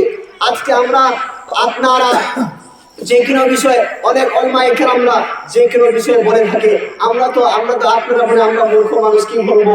ওলামায়ে কেরামরা যেগুলাই বলছে সেগুলাই শুনতে হচ্ছে। বেরাদান ইসলাম মুআজ্জাজ সাহেব মুহতারাম, মনে রাখবেন, পাঞ্জাবি টুপি আর দাড়ি আর পাঞ্জাবি আপনার জুব্বা থাকলে তিনাকে আলেম বলা হয় না। কারণ আলেমের জন্য শর্ত আছে, মুহাব্বতে রাসূল থাকবে। আলেমের জন্য শর্ত আছে, ইশকে রাসূল থাকবে। আলেমের জন্য শর্ত আছে, ওলি আউলিয়াদের মুহাব্বত থাকবে। আলেমের জন্য শিক্ষা প্রয়োজন আছে। আলেমের জন্য যিনারা আলেম হবে হাদিস ও কোরআনের আলোচনা এবং হাদিসের শিক্ষা তাদের দিল ও অন্তরে থাকবে। তাই বাবাজিরা আমার, শিক্ষিত বাবারা আমার, আমাদেরকে যে কোনো বিষয়, আজকে তো আপনার আরবিক এবং উর্দু বিষয়গুলো আজকে আমাদেরকে অবগত হতে হবে। মানুষ যেন আমাদের ঈমান না চুরি করতে পারে, মানুষ যেন আমাদের ঈমানকে ধ্বংস না করতে পারে। কারণ এই দুনিয়ার সব থেকে মৌলিক বিষয় হলো, আমাদের দৈনন্দিন জীবনে সব থেকে মেন জিনিস হলো ঈমান। ঈমানকে আমাদেরকে লক করে রাখতে হবে, ঈমান যেন খুলতে না পারে। উদাহরণস্বরূপ আপনাকে বোঝাচ্ছি, আপনার সামান্য 2 লাখ টাকার গাড়ি, আপনি যদি চাবি যদি গাড়িতে ছেড়ে অন্য জায়গায় চলে যান, আপনার মাথায় টেনশন যে চাবি গাড়িটা মনে চুরি হয়ে যাবে। সামান্য একটা মোবাইল, লক ছাড়া আপনার মোবাইলকে স্পর্শ করতে পারে না। সামান্য মোবাইল যদি লক লাগাতে পারেন, গাড়ি যদি লক লাগাতে পারেন, ঈমান তো বড় জিনিস, আগে ঈমানে লক লাগাতে হবে, তারপরে দুনিয়ার দৃশ্যকে লক লাগাতে হবে। সুবহানাল্লাহ। বুঝতে পারলেন কথাটা? আগে ঈমানে লক লাগান, লক ছাড়া কেউ খুলতে পারবে না। লোককে আগে ভালোভাবে লাগান, স্ট্রং লোক লাগান। যে ইমান যদি মজবুত থাকে, চাহে দাড়ি টুপিওয়ালা হোক, ইস্ক মোহাব্বত যদি থাকে, ওলি আউলিয়ার মোহাব্বত যদি থাকে, তাকে আলেম বলা হয়। আর ওলি আউলিয়ার মোহাব্বত যদি না থাকে, ইস্কে রসুল যদি না থাকে, রসুলের প্রতি ইমান যদি না থাকে, ইমান যদি না থাকে, সে যদি দুনিয়ার কোনো আপনার গায়ের মুসলিমের অনুসারী হয়, তাহলে তাকে আলেম বলা হয় না। হাদিস পড়ে দেখুন, আল্লাহ আপনাদেরকে শিক্ষিত করেছেন। বাংলা কিতাবে হলে অনেক আপনাদের জামানার মধ্যে পাওয়া যায়। দুনিয়ার একটা বিশ্ববাসী আপনাদেরকে আজকে দুনিয়ার জমিনে আজকে ইমানকে টিকিয়ে রাখা খুব আপনার ক্রিটিক্যাল বিষয় হয়ে গেছে। আজকে ইমান নিয়ে সবাই কথা বলে। প্রিয় বাবাজিরা, ইমান আমাদেরকে রাখতে হবে। প্রিয় বাবাজিরা আমার, ওলি আউলিয়াদেরকে বিশ্বাস করতে হবে। কিন্তু এখনকার জামানায় এটাও মনে রাখবেন যে আজকে ওলি আউলিয়ারা এমন আছে যার মধ্যে ওলি আউলিয়ার আপনার কেরামত পাওয়া যায় না। দুনিয়ার মধ্যে এমনও ওলি আউলিয়া আছে যিনারা আল্লাহর ইবাদত ভালো করে মানে না। অর্থাৎ ওলিদেরকে মানতে হবে, ওলিদেরকে বিশ্বাস করতে হবে, তাকে ওলিদেরকে এবং পীরদেরকে ভালোভাবে যাচাই করতে হবে যে আল্লাহ রসুলের প্রতি মোহাব্বত আছে কিনা, রসুলের প্রতি তার প্রেম আছে কিনা। যদি রসুলের প্রতি মোহাব্বত থাকে, আল্লাহর প্রতি মোহাব্বত থাকে, তার দ্বীনি তালিম যদি ঠিক থাকে, ইবাদত যদি ঠিক থাকে, আহলে খানদানে রসুলের খানদানের সঙ্গে যদি তার বংশ তালিকাটা ঠিকঠাক ভাবে মিলে, তাকে প্রকৃতভাবে ওলি বলা হবে। আমরা খাজা মঈনুদ্দিন আলাইহি রাহমাতুল্লাহ চিশতির সংক্ষিপ্ত সুন্দরভাবে আলোচনা করলাম। আসুন এরপরে আপনাদের সম্মুখে সংক্ষিপ্তভাবে ইমানের কিছু বিষয় আলোচনা করি।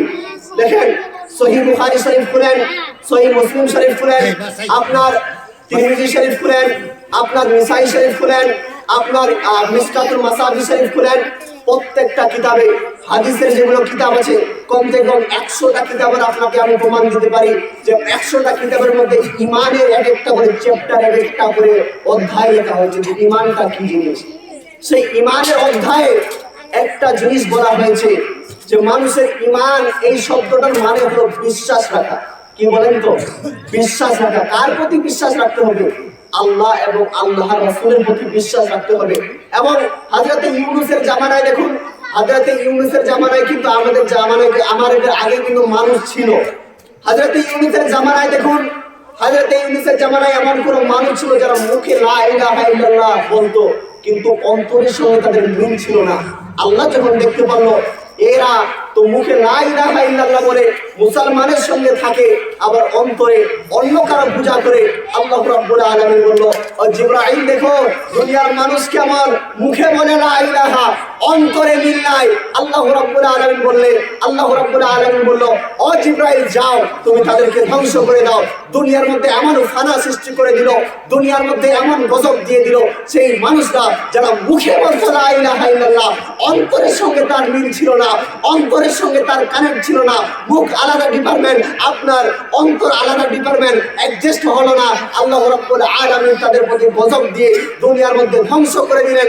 এই জন্য ইমান এমন একটা বিষয়, ইমান একটা দৈনন্দিন জীবনে, এমন আমাদের প্র্যাকটিক্যালি জীবনে, এমন একটা বাস্তব জীবন, আমাদের দৈনন্দিন জীবনে এমন একটা প্রভাব ফেলেছে যে ইমান আগে টেকাতে হবে, তারপর ইমান যদি আমাদের থাকে। কারণ হাদিসের মধ্যে খুলে দেখুন, সহিহ বুখারী শরীফের মধ্যে একখানা হাদিস এবং সহিহ মুসলিম শরীফের মধ্যে হাদিসটা আছে যে আল্লাহ নবী সাল্লাল্লাহু তাআলা আলাইহি ওয়াসাল্লাম বলেছেন, মানুষের যদি যারা পরিমাণ ঈমান থাকে, সেই মানুষটা দুনিয়ার মধ্যে যা গুনাহ করেছে, এই গুনাহের জন্য তাকে আগে জাহান্নামে দেওয়া হবে।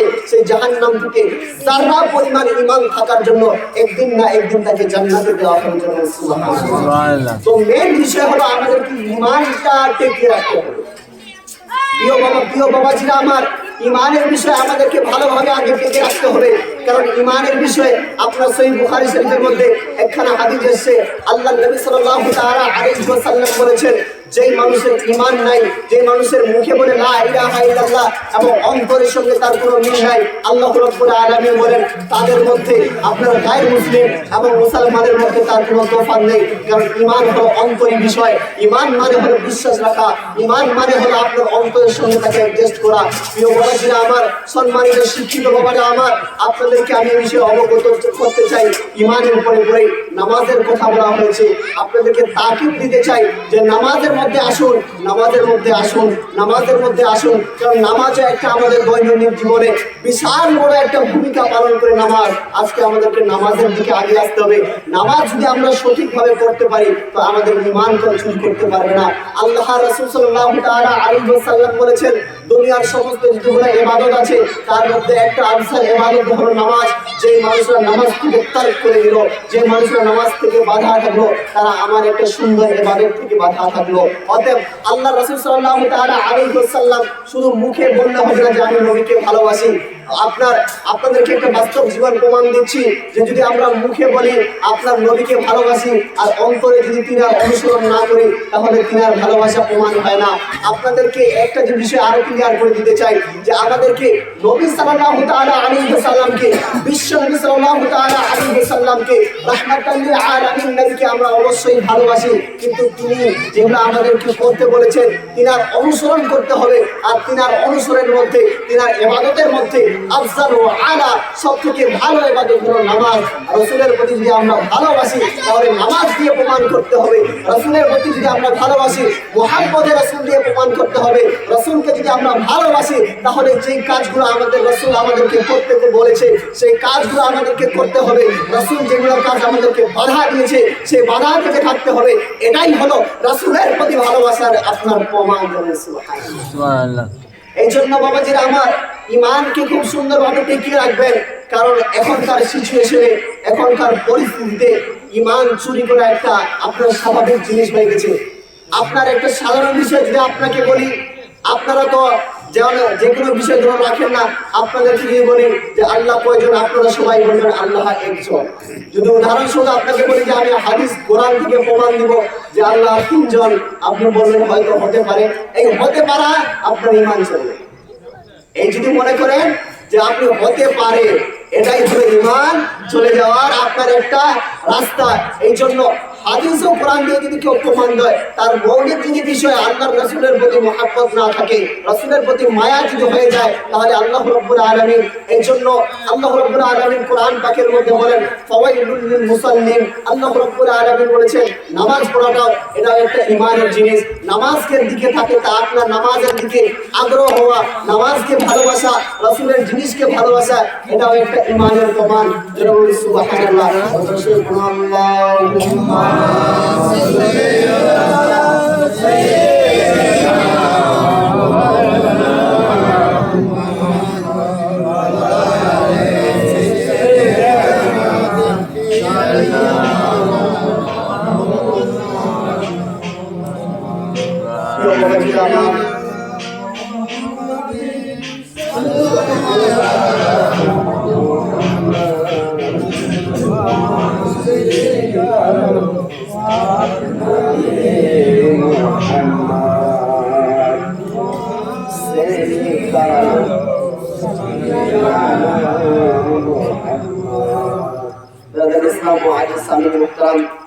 যে সুন্দর বিষয়টা আপনার সম্মুখে আলোচনা করলাম, আশা করি আপনারা বুঝতে পেরেছেন। এই জন্য আল্লাহর ওলিদেরকে আমাদেরকে মানতে হবে। আল্লাহর ওলিরা, জিনাদের খানদান, জিনাদের সম্পর্কে আল্লাহ রাব্বুল আলামিন নিজেই বলেছেন আলা ইন্না আলিয়াল্লাহি লা খাউফুন আলাইহিম ওয়া লা হুম ইয়াহজানুন। কোরআন পাকের মধ্যে সূরা ইউনূসে আপনারা যদি কোরআন পড়তে পারেন, বাংলা অনুবাদ কোরআনগুলো পড়ে দেখবেন, তিনার আপনার সূরা ইউনূসের ৬২ নম্বর আয়াতের মধ্যে খুলে দেখুন, আপনি নিজেই বুঝতে পারবেন। আল্লাহ স্বয়ং ওলিদের কথা বলে দিয়েছে যে আল্লাহর যারা ওলি হবে, যারা আল্লাহর ওলি থাকে এবং আল্লাহ যারা ওলি হয়েছে, তিনাদের কোনো ভয় নেই। আমরা আল্লাহর ওলিদেরকে মান্যকারী, আমরা আল্লাহর ওলিদেরকে মানব। আল্লাহ যদি আমাদেরকে হায়াত ও দারাজ করে তিনার আল্লাহর ওলিদের ওসিলায়, আল্লাহর ওলিরা যদি চান, আল্লাহর ওলিদের ওসিলায় আল্লাহ রাব্বুল আলামিন নিশ্চয়ই আমাদের গুনাহ কোনদিন আপনাদের মাফ করতে পারেন। সুবহানাল্লাহ। এজন্য মহব্বত রাখতে হবে। বেলাগান ইসলাম মুআজ্জাজ সামিল মুহতারাম, এজন্য ওলিদের সম্পর্কে ভালোবাসা রাখতে হবে এবং ওলিদের সঙ্গে দুশমনি করতে হবে না। ওলিদের সম্পর্কে আপনার মনের মধ্যে আপনার খারাপ লাঞ্ছনা ভাবনা নিয়ে আসতে হবে না। কারণ আমাদের হলো মানার কর্তব্য আল্লাহর ওলিরা।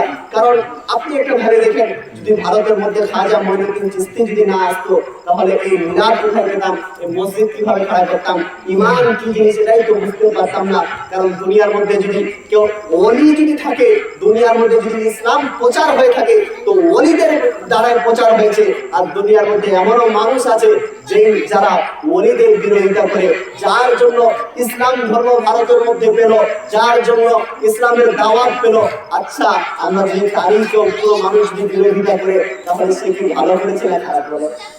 খারাপ করেছে। এই জন্য যার জন্য আমাদেরকে যদি কেউ খাবার দেয়, তো আমরা তার জন্য ভালো ব্যবস্থা করি। সেই বিপদে আমাকে খাবার দিয়েছিল, আমার কর্তব্য হলো তাকে খাবার দেওয়া। আমাদেরকে যদি কেউ ধার দেয় টাকা, তো আমার দ্বিতীয় কর্তব্য হলো তাকে ধার দেওয়া, তার বিপদে খারাপ হওয়া, তার বিপদে তার জন্য হেল্প করা।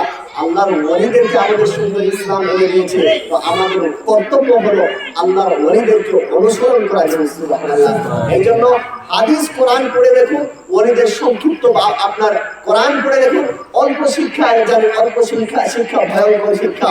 যদি অল্প শিক্ষা করেন, আপনার কোরআন পড়বেন, তাফসির ভালো করে বুঝতে পারবেন না। তাফসিরে জালালাইন পড়ে দেখুন, তাফসিরে মাদারিক পড়ে দেখুন, তাফসিরে বাইজারি পড়ে দেখুন, তাফসিরে বিভিন্ন কিতাব পড়ে দেখুন, ওলিদের সম্পর্কে আয়াতগুলো পড়ে দেখুন। আপনি নিজেই বুঝতে পারবেন যে ওলিদের কথা আছে কিনা। আর অল্প শিক্ষায় যদি আপনি শিক্ষা হন, আপনি তাফসির বুঝতে পারবেন না, আপনি মানে উল্টাপাল্টা লাগাবেন, আপনার অনুবাদ উল্টাপাল্টা লাগবেন, আপনি তো নিজেই ভুল বুঝবেন এবং অপর মানুষকেও ভুল শিক্ষা দিবেন। এই জন্য বেরাদান ইসলাম মুআজ্জাজ সাহেব মুহতারাম, কারো আমার বিপক্ষে কথা নেই। বাস আল্লাহ রাব্বুল আলামিন আমাদেরকে ওলিদেরকে মানতে বলেছেন, ওলিদেরকে অনুসরণ করতে বলেছেন, এবং ওলিরা যেভাবে নিজের জীবনকে বাস্তবায়ন করেছে, এই সুন্দর ইসলাম আমাদেরকে এনে দিয়েছেন। এটাই আমাদের জন্য সৌভাগ্যের বিষয়। প্রিয় বাবাজিরা আমার, আমাদের কর্তব্য হলো ওলিদেরকে মানা। আল্লাহুম্মা সাল্লি আলা সাইয়্যিদিনা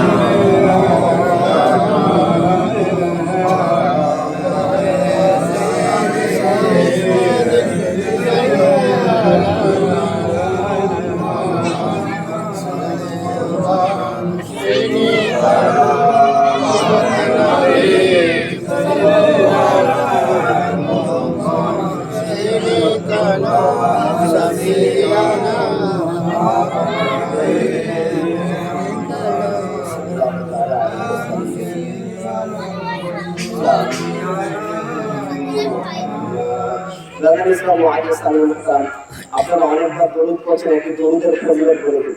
দরুদের ফজিলত কিতাব আপনার একটা বারাত আপনার কিতাব লেখা হয়েছে, সেখানে দরুদের ফজিলত বলা হয়েছে। এবং অনেক কিতাবের মধ্যে দরুদের যে ফজিলত বলতো, দরুদ কি ফজিলত এমন একটা কিতাব লেখা হয়েছে। আমার আলা হযরতের কিতাব তিনি লিখেছেন, এবং অনেক লেখকরা দরুদের ফজিলত হিসাবে একটা আপনার কিতাব, অনেক কিতাব লিখেছে। তার মধ্যে এমন এক কিতাবের মধ্যে দরুদের ফজিলত বয়ান করা হয়েছে। আল্লাহ নবী সাল্লাল্লাহু তাআলা আলাইহি ওয়াসাল্লাম বলেন, যে মানুষরা আল্লাহর নবীর প্রতি দরুদ ও সালাম পড়ে এবং দরুদ পড়ে, কাল কিয়ামতের দিনে হাসরের মাঠে আমরা সকলেই জানি যে একটা পুলসিরাত নামে রাস্তা হয়, জানি না? সকলেই জানি পুলসিরাত। এই পুলসিরাতের রাস্তা কেমন রাস্তা জানেন? দুনিয়ার কোনো বড় বড় বিল্ডিং এর মতো রাস্তা নয়। পুলসিরাতের নিচে থাকবে জাহান্নাম, আর পুলসিরাতের রাস্তাটা থাকবে আপনার চুলের থেকেও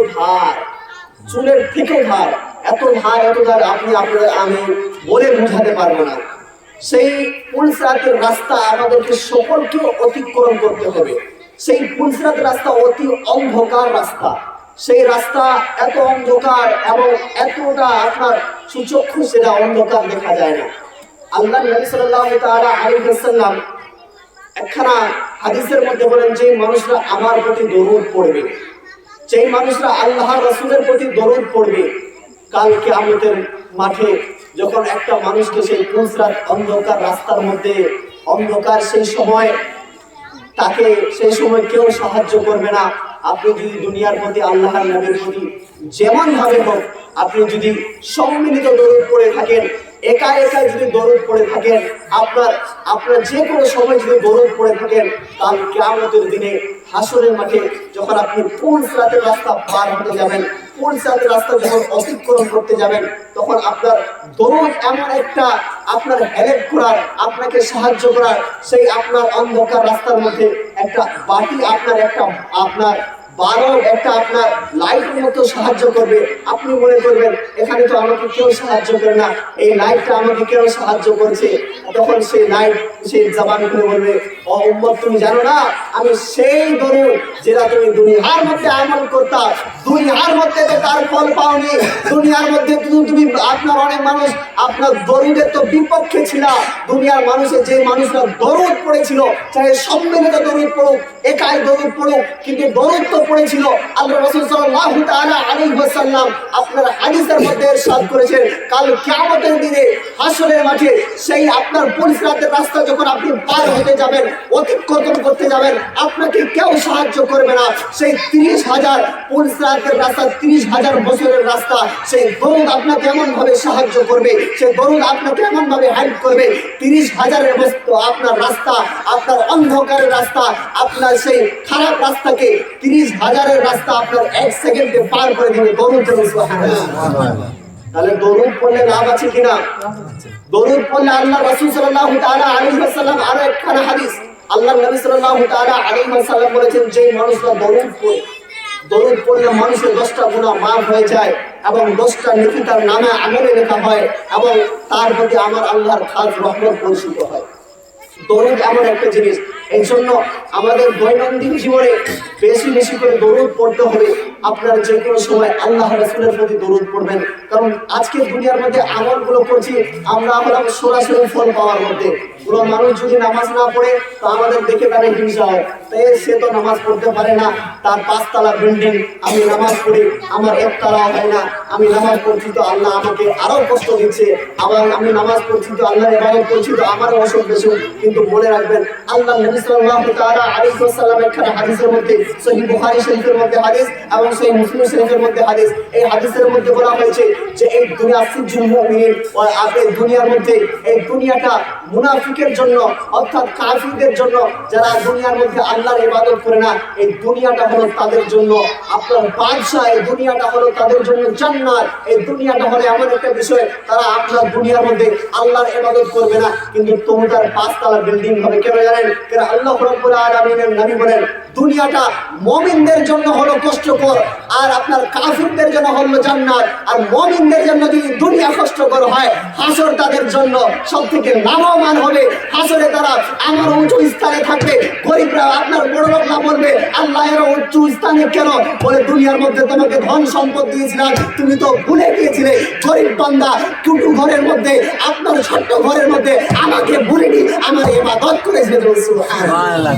এই জন্য গরিবরা বেশি আল্লাহর ইবাদত করে। মানুষকে যখন আল্লাহ টাকা পয়সা বেশি দিয়ে দেয়, সে মনে করে আল্লাহ আমাকে ভুলে গেছে। মনে রাখবেন আল্লাহ আপনাকে ছাড় দিয়েছে, কিন্তু ছেড়ে দিয়ে না। আল্লাহর মারের কিন্তু কোনোদিন আওয়াজ হয় না। মানুষ মারলে, মাস্টার মারলে আপনার আওয়াজ হয়, কিন্তু আল্লাহ যখন আপনাদের মারবে, মারের আওয়াজ বুঝতে পারবেন না। আপনার 5 তলা বিল্ডিং আল্লাহ করেছে, আপনার 1 তলায় আল্লাহ সেকেন্ডের মধ্যে আনতে পারে।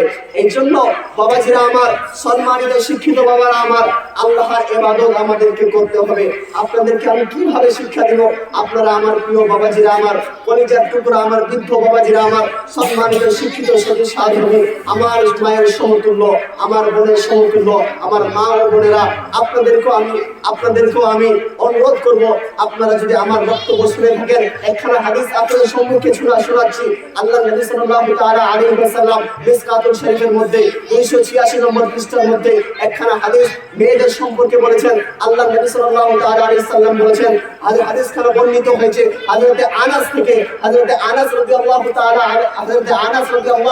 আনহু বলেছেন, আল মারআতু ইযা সাল্লাত খামসাহা, কোন নারী যদি, কোন মহিলা যদি, আল মারআতু ইযা সাল্লাত খামসাহা, কোন মেয়ে যদি দুনিয়ার জীবনে 5 ওয়াক্ত নামাজ পড়ে, ওয়া সামাত শাহরাহা, এবং কোন নারী যদি রমজান মাসে রোজা রাখে, ওয়া হাসানাত ফারজাহা, এবং নিজের লজ্জা স্থানকে যদি হেফাজত করে নেয়, ওয়া আতাআত বালাহা, এবং নিজের স্বামীকে যদি সম্মান করে, কাল কিয়ামতের দিনে 4খানা জিনিস কোন নারী যদি নিজের জীবনে করে নিতে পারে, প্রথমত যদি সে যদি নামাজ পড়তে পারে, দ্বিতীয়ত যদি আপনার রোজা করতে পারে, তৃতীয়ত যদি নিজের লজ্জা স্থানকে হেফাজত করতে পারে, অর্থাৎ পর্দার সহিত যদি চলতে পারে, এবং চতুর্থত আপনার নিজের স্বামীর যদি সম্মান করতে পারে, রেসপেক্ট করতে পারে, আল্লাহ নবী সাল্লাল্লাহু তাআলা আলাইহি ওয়াসাল্লাম বলেছেন, ফালতাদখুলু মিন আইয়িল আবওয়াবিল জান্নাতি সাআদ। কাল কিয়ামতের দিনে হাসরের মাঠে সেই নারীকে জান্নাতের যেগুলো দরওয়াজা থাকে সেই নারীকে সেই জান্নাতের দরওয়াজার মধ্যে দাঁড় করানো হবে।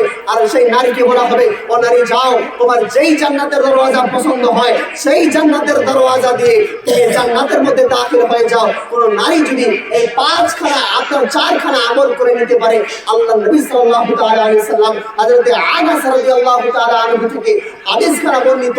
হযরত আনাস বলে, আমার নবী মুস্তাফা সাল্লাল্লাহু তাআলা আলাইহি ওয়াসাল্লাম বলেছেন, সেই নারীকে, সেই আপনার মহিলাকে, সেই কাল কিয়ামতের দিনে হাসরের মাঠে সেই নারীকে আপনার জান্নাতের দরওয়াজা খুলে দেওয়া হবে।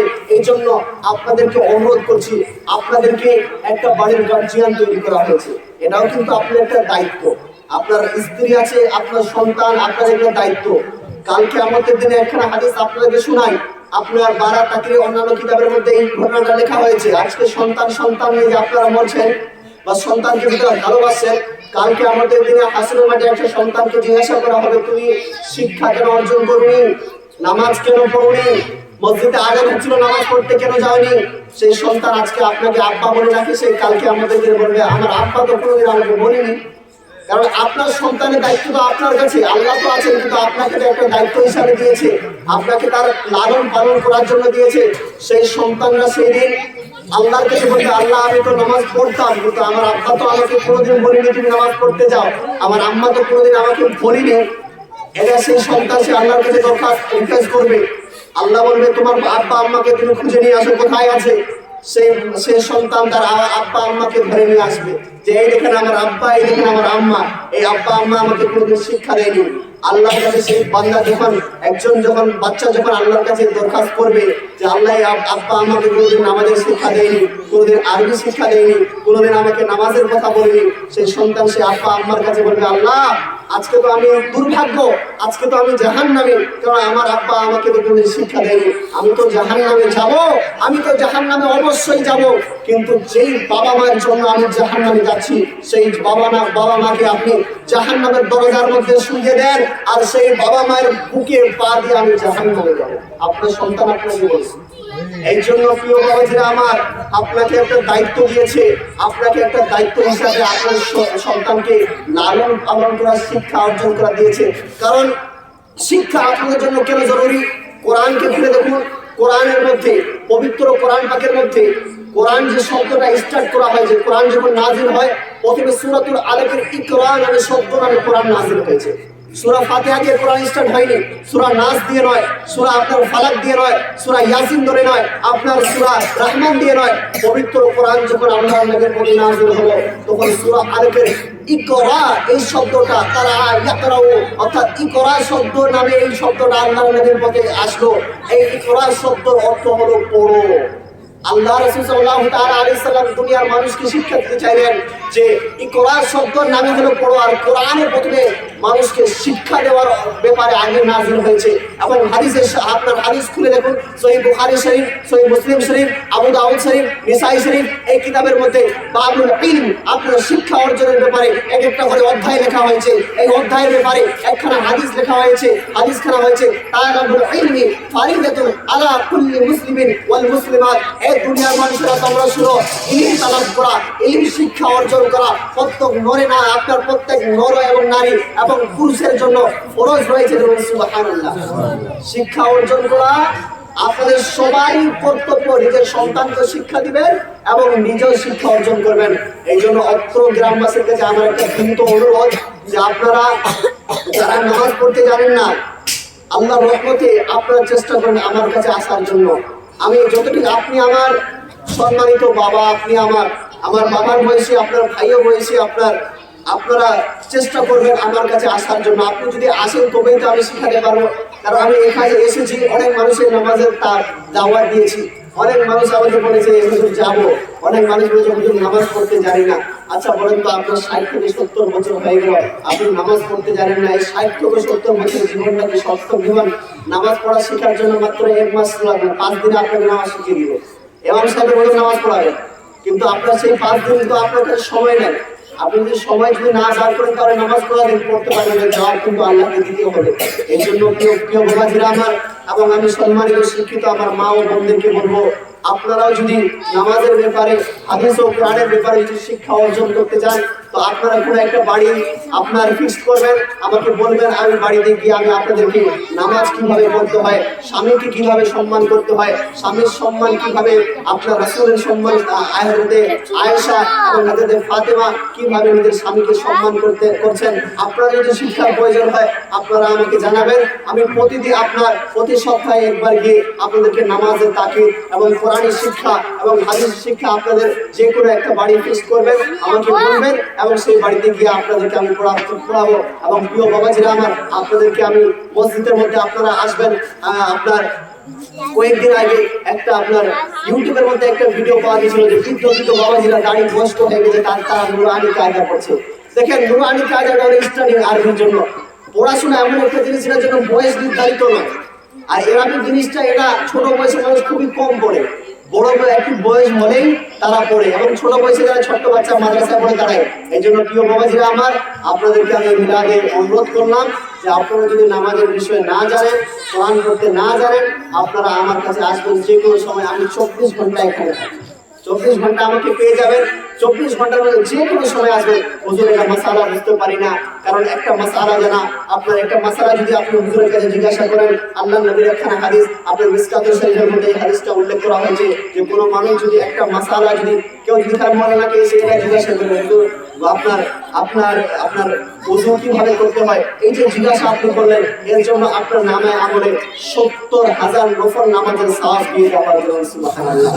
প্রিয় বাবাজিরা আমার, এবং অনেক মানুষ আছে যিনারা বাড়িতে নামাজ পড়ছেন, তিনাদেরকে উদ্দেশ্য করব, কারণ বাড়ি থেকে ছেলেদের জন্য সব থেকে নামাজ পড়ার উত্তম জায়গা, এবং ছেলেদের জন্য সব থেকে নামাজ গ্রহণযোগ্য জায়গা হলো মসজিদ। কারণ হাদিসের মধ্যে আপনার এই হাদিসটা আপনার মিসকাতুল মাসাবিহ, আপনার মিশকাত শরীফের মধ্যে আছে। আল্লাহ নবী সাল্লাল্লাহু তাআলা আলাইহি ওয়াসাল্লাম বলেছেন যে বাড়ি থেকে মসজিদে জামাতের সহিত নামাজ পড়াটা আপনার 27 গুণ সওয়াব বেশি। এজন্য যে মানুষরা বাড়িতে নামাজ পড়ছেন, আপনারা যেই টাইমটা পারেন, হয়তো ফজরের টাইম পড়ে আপনি চলে যান দুনিয়াবি কাজ করুন, এশারের টাইমে এসে আপনি যোগ দিন। আপনি এই ফজর এবং এশারের নামাজ জামাতের সঙ্গে পড়ার জন্য বাড়ি থেকে আপনি জামাতে পড়ার 27 গুণ সওয়াব বেশি পাবেন। এই হাদিসের মধ্যে এই কথাগুলো আলোচনা করা হয়েছে। প্রিয় বাবাজিরা এবং বৃদ্ধ মা বোনেরা, আপনারা যদি পড়তে চান, এই জন্য আপনাদেরকে আমি বললাম, আপনারা নিজেরাই সিদ্ধান্ত করে আমাকে জানাবেন। ইনশাআল্লাহ আমি আপনাদেরকে কোরআনি তালিম দেওয়ার, শিক্ষা দেওয়ার চেষ্টা করবো। আমি যে এখানে 24 ঘন্টা আছি, শুধু আমার নামাজ পড়ার দায়িত্ব নয়, আমার কর্তব্য হলো আমি প্রত্যেকটা মানুষকে শিক্ষিত করা। আপনারা আমার শত্রু নয়। আপনার দক্ষিণ দিনাজপুর এখান থেকে 350 কিলোমিটার দূরে। বলেন তো, আমি 350 কিলোমিটার দূরে আপনার সঙ্গে কারোর সঙ্গে ঝগড়া করতে আসছি? কারোর সঙ্গে আমার জায়গা জমি, কারোর সঙ্গে কোনোদিন গন্ডগোল, কারোর সঙ্গে কোনোদিন টাকা পয়সা নিয়ে ঝামেলা হয়েছে? কোনোদিন কিছু হয়নি। আমার শিক্ষা একটাই যে আপনাদেরকে আমাকে শিক্ষিত করতে হবে, ইমানকে মজবুত করতে হবে, আপনাদেরকে আমাকে সঠিক পথে আনতে হবে। আমি 350 কিলোমিটার দূরে থেকে যদি আপনাদের এই গ্রামে শিক্ষা এবং নামাজ পড়াতে আসি, আপনার মসজিদের পাশেই তো বাড়ি, আপনি আমার কাছে আসতে পারবেন? একটু ভাবেন। এগুলো আল্লাহ আপনাদেরকে 2 টাকা কামাতে হবে, আপনি 10 টাকা কামাতে 20 টাকা কোন দিন হবে ওটা ঠিকই পাবেন। আপনি সূরা ফাতিহা জানেন, সূরা 4টা সূরা কোন দিন শিখবেন, এটা নিয়ে তো আপনারা কোনোদিন ভাবছেন না। আপনি 1 ওয়াক্ত নামাজ পড়ছেন, 5 ওয়াক্ত কোন দিন থেকে পড়বেন। এই জন্য দুনিয়ার বিষয়ে এটা সংক্ষিপ্ত বিষয়। আজকে আমরা ব্যস্ত, আমাদের কেরিয়ার, আমাদের লাইফ, সমাজ এবং সন্তান নিয়ে ব্যস্ত। মনে রাখবেন, আপনি একাই, আপনার কেউ নাই। আপনার স্বামী হোক, স্ত্রী হোক, আপনি মরে যান, আপনি দুনিয়া থেকে আপনার চোখটা বন্ধ হোক, রূহ নামের কাজটা আপনার থেকে পার হয়ে যান, আপনার সন্তান আলাদা, আপনি আলাদা, আপনাকে কেউ চিনতে পারবে না। আয়েস আপনার স্ত্রী হোক, আপনার বউ হোক, আপনার সন্তান হোক, আপনার 7 থেকে 8 দিন হাউ হাউ করে কান্না করবে। তারপরে এমন একটা সময় চলে আসবে, আপনার কোনো অস্তিত্বই থাকবে না, আপনাকে ভুলে যাবে। এই জন্য দুনিয়ার জীবনটা সংক্ষিপ্ত জীবন। আপনার 60 থেকে 70 বছরের জীবন। এই সংক্ষিপ্ত জীবনে আপনি শুধু টাকা পয়সা, আমি এটা বলি না যে আপনারা খাবেন না, দুনিয়াতে পেট চালাতে হলে নিজের রোজি রোজগার দরকার আছে। আল্লাহ সাল্লাল্লাহু আলাইহি ওয়াসাল্লাম বলেন, তোমরা রোজিও করো এবং আমার ইবাদতও করো। ব্রাদার ইসলাম, মুআজ্জাজ সামির মুহতারাম, আপনাদেরকে অনেক কষ্ট দিলাম এবং অনেক হাদিস ও কোরআনের আলোচনা আমি শোনালাম। ব্রাদার ইসলাম, আমার বলার উদ্দেশ্য একটাই, আপনাদেরকে শিক্ষা এবং শিক্ষায় শিক্ষিত করা। আপনারা এই জন্য আপনারা আমার কাছে পড়তে আসবেন যে কোনো সময়। আপনাদেরকে ইনশাআল্লাহ আমি নুরানি কায়দা থেকে ইনশাআল্লাহ প্রথম থেকে স্টার্ট করাবো, যদি আপনারা পড়তে চান। এবং এমন একটা কি জানেন, আপনাদেরকে আমি রাস্তাটা বলতে পারি, কিন্তু আপনাদেরকে জোর জবরদস্তি আমি পড়াতে পারি না। আপনারা যদি না পড়েন তো আপনাদেরকে জোর জন্য বাড়ি থেকে যদি আপনাদের ধরে নিয়ে আসি তো তারপর দিন আমাকে আপনারা গালাগালি করবেন যে ইমাম সাহেব ধরে নিয়ে আসছে। নিজের মধ্যে একটা জোশ নিয়ে আসেন যে এত বয়স হয়ে গেল আমার পড়তে পারি না, আমি ছোট্ট বাচ্চারা আমার কোরআন পড়ে আমার কি হয়েছে, আপনি হাল ছেড়ে দিতে পারবো না, হবে না আমার দ্বারা, মুখ জবান উল্টে না, জিবা উল্টে না, কিন্তু আপনি চেষ্টা তো করেন, হবে না ইনশাআল্লাহ। আমার কাছে আসেন, যেভাবে আপনাদের সম্ভব হয়। আপনার যেগুলো বয়স্ক মানুষ এখানে বসে আছেন, এর থেকে বয়স্ক মানুষকে আমি কোরআন পড়েছি, এর থেকে বয়স্ক মানুষকে আপনার দাঁত উঠে গেছে মুখে, তবু সেই মানুষকে কোরআন পড়ার শিক্ষা আপনাদেরকে স্টার্ট করে দিয়েছি। এই জন্য আপনাদের গ্রামে আমি এসেছি আপনাদেরকে শিক্ষা দেওয়ার জন্য। প্রিয় মা ও বোনেরা, আপনারা যদি করতে চান আমাকে জানাবেন, এবং প্রিয় বাবাজিরা আমার, শিক্ষা অর্জন করুন, আপনার ইমানকে চুরি করতে পারবে না। শিক্ষা অর্জন করুন, তবেই বুঝবেন আপনার খাজা দারির নওয়াজ তিনি কে ছিলেন। যাই হোক, মূল্যবান বক্তব্য এখান থেকে করলাম কি, কারণ এশারের নামাজের আগে আমাদেরকে শেষ করতে হবে, 7টা 20 বাজে। এখান থেকে আমি আমার বক্তব্য কি করলাম, বেলাল ইসলাম মুআজ্জিজ সাহেবের মুহতারাম কোরআন থেকে আয়াত তুলে ধরেছিলাম। আল্লাহ রাব্বুল আলামিন পবিত্র কোরআন পাকের মধ্যে সূরাতুল ইউনূসের 62 নম্বর আয়াতের মধ্যে বলেন, আলা ইন্না আউলিয়াল্লাহি লা খাউফুন আলাইহিম ওয়া লা হুম ইয়াহজানুন। অর্থাৎ যে মানুষরা আল্লাহর ওলি হয়, আর যে মানুষরা আল্লাহর ওলি হয় তাদের কোনো ভয় নাই।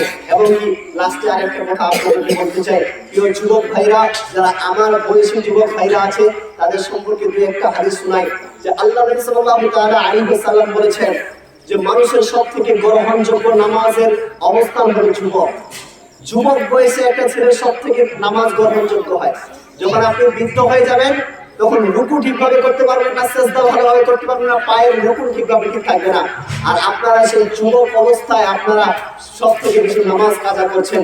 এই জন্য নামাজের দিকে আসুন।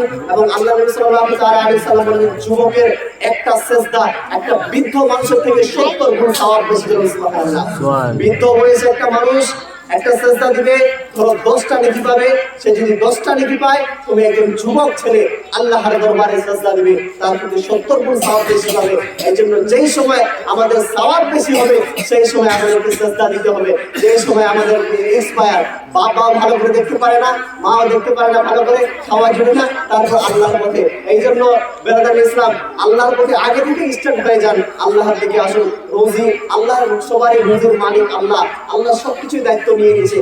আপনি কি খাবেন, একটা হাদিস আপনার সম্মুখে শোনাই, মিসকাতুল মাসাবির মধ্যে আপনার হযরত আনাস থেকে বর্ণিত। হযরত আনাস রাদিয়াল্লাহু তাআলা আনহু বলেন, ইন্না আউয়ালু খালাকাল্লাহুল কালাম, আল্লাহ সর্বপ্রথম জিনিসের মধ্যে কলমকে তৈরি করলেন। কলমকে তৈরি করে আপনার কলমকে বললো উকতুব, তুমি লিখো। কলম বললো আমি কি লিখবো, বলে উকতুবুল কাদারা, তুমি মানুষের ভাগ্যকে লিখো। কলম বলে উকতুবুল কাদারা, আমি সমস্ত মানুষের তাকদীরকে লিখে দিলাম, ভাগ্যকে লিখে দিলাম। সে যদি একটাও ভাগ যদি খেয়ে থাকে সেটাও কলমের মধ্যে লেখা আছে। আপনি যদি 1 টাকা অর্জন করে থাকেন সেটা আল্লাহর সেই কলম লিখে দিয়েছে। আমাদের ভাগ্য ফিক্সড করা আছে, শুধু আমাদের জীবনে পার্সোনাল লাইফে বাস্তব সময় সঠিক সময় সেটা আমাদের জীবনে ডেভেলপ হচ্ছে। এই জন্য সবকিছু লেখা আছে। এই জন্য প্রিয় বাবাজিরা আমার, আপনারা মসজিদের মধ্যে নামাজ পড়তে আসবেন। That's for all the timing, আপনারা যে টাইম আমাকে দিয়েছেন, থ্যাংক ইউ সো মাচ। আপনাদেরকে অনেক অনেক ধন্যবাদ। আল্লাহ রাব্বুল আলামিন আপনাদেরকে ভালো রাখুন। আল্লাহ রাব্বুল আলামিন আপনাদেরকে সুস্থ রাখুন এবং সুস্থ মস্তিষ্ক নিয়ে আপনি নামাজে পড়তে আসুন। টিল দেন, স্টে ওয়েল, ভালো থাকুন, সুস্থ থাকুন। আল্লাহ আপনাদেরকে ভালো রাখুন। যাই হোক, আমার নবী সাল্লাল্লাহু তাআলা আলাইহি ওয়াসাল্লাম যখন এই দুনিয়ার জমিনে এসেছিলেন তখন তিনার সম্মানের জন্য, আমরা সেই সম্মানের জন্য সমস্ত গাছপালা তিনার সম্মানের জন্য দাঁড়িয়ে সালাম দিতেন। আসুন আমরা নবীর প্রতি এই মিলাদ খাজা দারির নওয়াজের উদ্দেশ্যে নবীর প্রতি সকলে মিলে সালাম কালাম করে আসুন।